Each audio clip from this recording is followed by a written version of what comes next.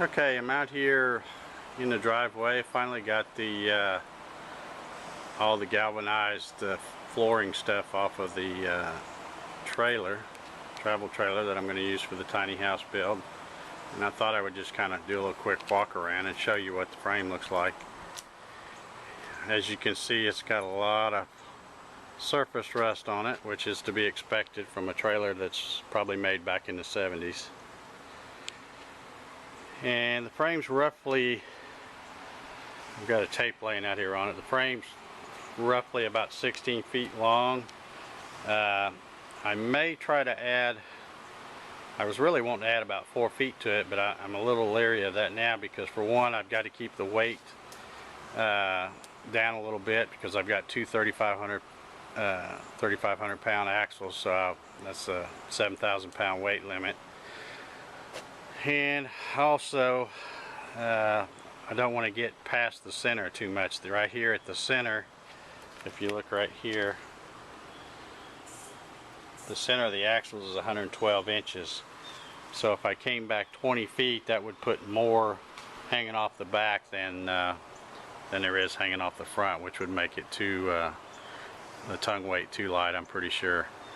But I could probably do adding a couple feet, and then I would still have just a little bit more in the front. I think I figured 106 or 104, something like that, from the back to the center, and then 112 from the front to the center. So might think about that. But it's amazing to me, these things as travel trailers don't fall apart going down the road, because I really thought the frame would be a little bit more substantial than what it is. But looks like 2x4 rectangle tubing for the main rails, which is right here. And then these little outrigger things here, they're roughly about 12 gauge, and they're just, you know, it's just sheet metal that's formed. These inside C channels that you see, they're not structural, they're just 12 gauge formed. Got 1.5 flange by about 3 3/4, or excuse me, 3 3/4, so they can, I guess, have room to put a well on top and bottom. And then that little angle in the middle that runs down, that's not a structural angle either. That's just again, that's just 12 gauge material formed to a 2x2 angle. And in some cases it's only welded on the top, it's not welded underneath. So, you know, really kind of flimsy. I thought, I was surprised that they're not made a little tougher, but I guess they don't have to be. They must know what they're doing. But anyway, it's not going to be suitable for a tiny house build. I'm definitely going to beef it up, and I've been out here measuring everything just as it is, and I'm going to do a 3D model and then figure out what I'm going to do as far as beefing it up. I'm probably going to get some 2x4 rectangle tubing, at least 11 gauge, if not thicker wall than that, and probably fill in right in here in between these little areas where it's open.